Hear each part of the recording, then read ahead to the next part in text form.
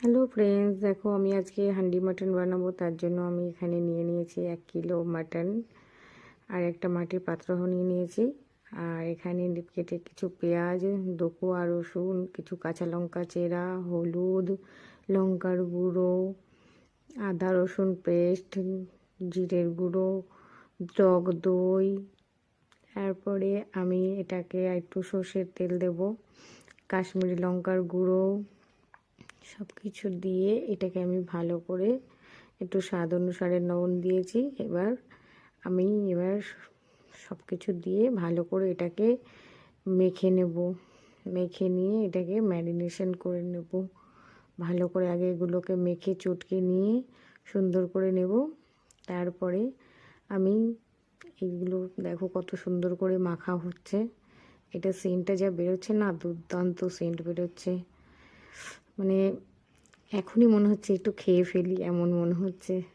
এবার কিছুটা আমি মাটন রেখেছিলাম 1 কিলো, যেটা ওই মাটনটাকে এর মধ্যে সব দিয়ে দেবো। দিয়ে নিয়ে এটাকে এখন ভালো করে মেখে নেব। মেখে নিয়ে 1 ঘন্টার মতন ছেড়ে দেবো। এবার সেই মাটির পাত্রটা বসিয়ে দিয়েছি উনুনে। বসিয়ে দিয়ে এবার এর মধ্যে তেল গরম করতে দিয়ে দিচ্ছি কিছুটা। তেলটা হালকা গরম হয়ে গেলে 2টো তেজপাতা, কিছু গোটা গরম মশলা দিয়ে নিয়েছি। দেওয়া হয়ে গেলে এবার এটাকে ভালো, যখন গরম পুরো ধোঁয়া উঠে যাবে, ভালো করে একটু নাড়িয়ে চারিদিকে ছিদ্রগুলো বন্ধ করে দেবো। যে তেলটা কত সুন্দর গরম হয়ে গেছে। এবার এর মধ্যে যতটুকু মাটন ছিল, আমার 1 কিলো মাটন ছিল, সেই মাটনগুলোকে এর মধ্যে আমি ট্রান্সফার করে দেবো। সুন্দর করে সব ভরে দেবো। ভরে দেওয়ার পরে এবার আমি কিছুটা সাইড করে আটা মেখে রেখেছিলাম এটাকে সিল প্যাক করার জন্য। দেখুন পুরো হাঁড়িটা ভরে গেছে, কত সুন্দর লাগছে দেখতে। এটা খেতে যা হবে না, দুর্দান্ত খেতে হবে, টেস্ট।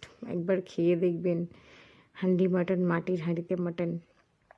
এবার সব দেওয়া হয়ে গেল। এবার এটাকে আমি সিল প্যাক করে ছেড়ে দেবো 45 মিনিটের জন্য কুক করতে।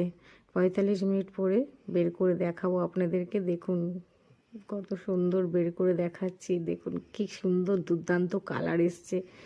এটা রুটির সাথে, রুমালি রুটি হোক, মাংস হোক, সব কিছুর সাথে ভালো লাগবে। Tata, bye bye.